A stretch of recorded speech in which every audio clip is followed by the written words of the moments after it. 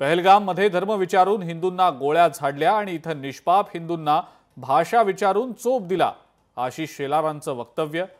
शेलारांकडनं मनसेच्या आंदोलनाची पहलगाम हल्ल्याशी तुलना।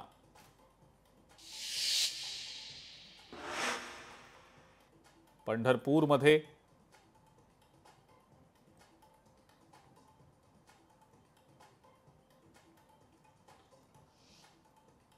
चंद्रभागेच्या तीरी वारकऱ्यांची मोठी गर्दी।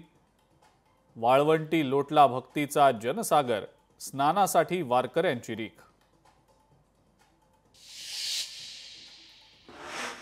पंढरपुरात आषाढी एकादशीचा मोठा उत्साह, मुख्यमंत्र्यांच्या हस्ते विठ्ठलाची सपत्नीक शासकीय महापूजा संपन्न, दर्शनासाठी वारकऱ्यांची रीख।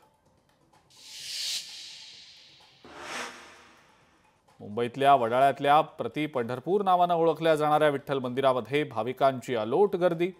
उपमुख्यमंत्री एकनाथ शिंदेंच्या हस्ते पांडुरंगांचा अभिषेक संपन्न।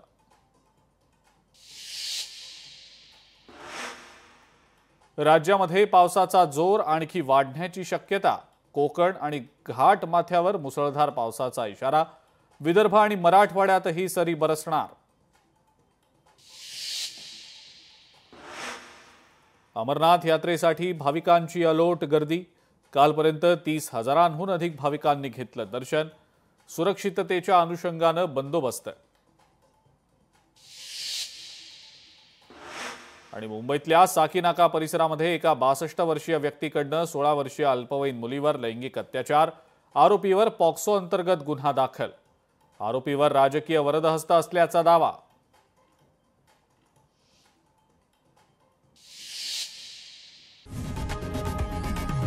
लोकशाही मराठी ऐका, पहा, जागरूक रहा।